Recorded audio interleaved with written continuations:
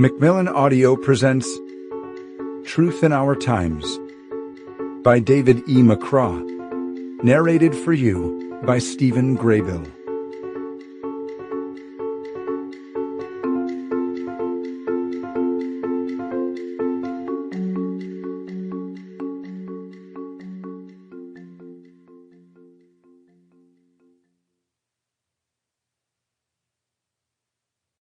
Preface. This book tracks a particularly unsettling period in American press freedom. It begins with the turbulent presidential campaign of 2016 and then follows the escalating hostilities between the press and the president through the first year and a half of the Trump administration. The administration's war with the press comes with no clock. By the time you read this, much more will have happened.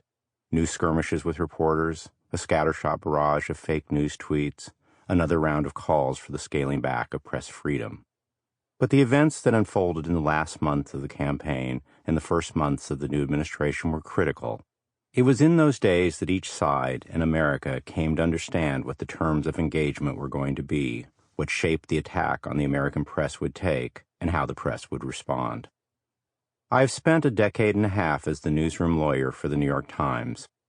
I set out with a modest objective for this book: to let readers look behind the scenes at some of the most consequential reporting done by the New York Times and to understand how, sometimes quietly and sometimes not, the law protected journalism, shaped it, and in a more fundamental way made it possible. I did not want this to be either an abstract treatise on the First Amendment, although the law is front and center throughout the book, or a blind rant about Trump, even though the president fares poorly in virtually every chapter, at least until Harvey Weinstein shows up. The reason for that is simple. America's tradition of press freedom will not survive if the First Amendment strikes people as abstract and disconnected from the real life of the country, or nothing more than a vehicle for advancing some political agenda. In journalism, the First Amendment happens at ground level, empowering and illuminating choices that journalists make every day in their pursuit of the truth. That is the story told in these pages. Not everything can be told here. I am a lawyer, and that means there are confidences that cannot be shared.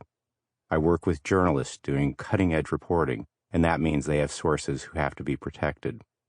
I have played a pivotal role in the rescue of journalists when they have been kidnapped or detained overseas, and some of the details of what happened remain secret. But within those bounds, I've tried to honestly capture the real interplay between lawyers and journalists in the nation's most important newsroom.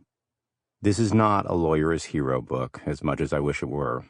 I was wrong about Trump for much too long. I held back at times when the press should have been making its case more forcefully, either in the court of public opinion or in a court of law. I misjudged how polarized America had become on the issues of press freedom.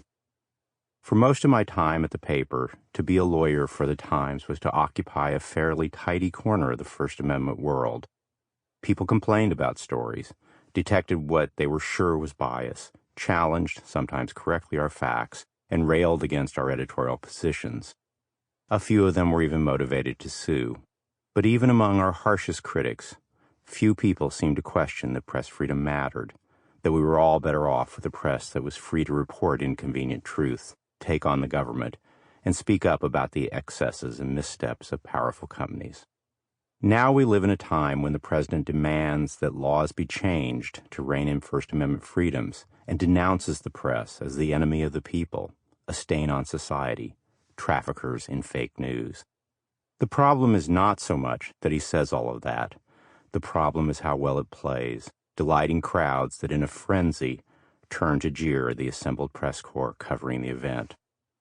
In the days when I was completing this book, a gunman opened fire in the newsroom of a newspaper in Maryland, killing 5 people.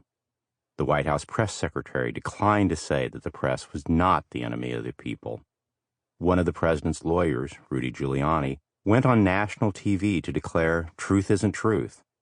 And the president himself asked the Department of Justice to open a criminal investigation to find out the identity of Anonymous, a senior government official who had committed the crime of writing a Times op-ed, capturing the president's erratic behavior, impetuous policy choices, and disregard for the rules of law.